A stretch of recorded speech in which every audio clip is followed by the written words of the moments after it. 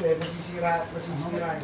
Pero kung kapalit ang Sa tingin ko, Dati 5:30 yan. siguro na hindi siya. Ngayon, alas 8, alas 12. Okay, ano ang 5-6. Pero ba, Joe, ano? 7 lang, 7 lang lang. Yung pag-guess ko, 30 minutes. 7 lang din naman, kahit gawin mo lang. Gawin mo lang. Sa taxi na. Ang importante doon, basta tapos yung trabaho. Importante lang kasi Isipin mo, para sa oras sa trabaho niyan. 2 oras na yung Pero dito sa OC, yung iba, ano, 8 to 5. 4 na oras na lang yan. 8 to 5. Buong Tapos sipag na sipag pa sa akin yung mga tao doon. Oo, ganun. Hindi, kasi alam ko na dito, alam ko rin tayo yung 80 hours. kasi alam ko pagka anong oras sila maliligo sa washroom. Ano lang, after lang sila maligo. Kaya pagpasok nila ulit doon, bago na sila ulit. Hindi na ginagamit? Meron pa tayong car seat, diba?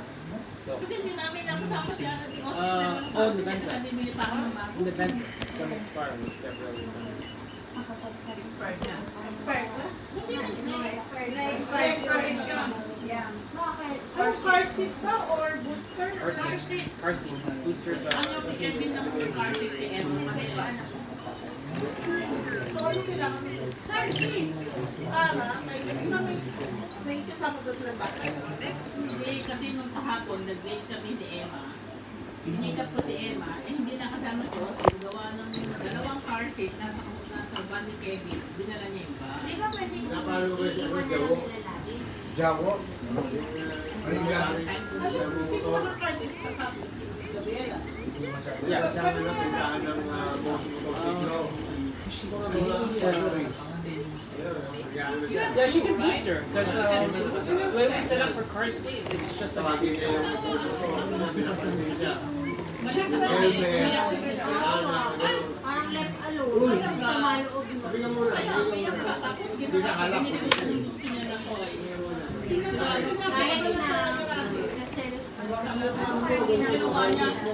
tumalikod lang siya gano'n, tapos lumang siya dun sa lola niya. Kasi pag nakit mukha na siya. Kasi si Kevin, hindi niya ginawa niya. Meron ka pang ano, Isa lang yung oras. sumunod ka sa akin. Kaya maglalagay na ako Wala ka dalawang doon sa, parcel. pupunta ka na ngayon. Magaling doon sa tindahan nyo. Titignan niyo yung gulong, pati gulong. Ito sa lado ka kanta.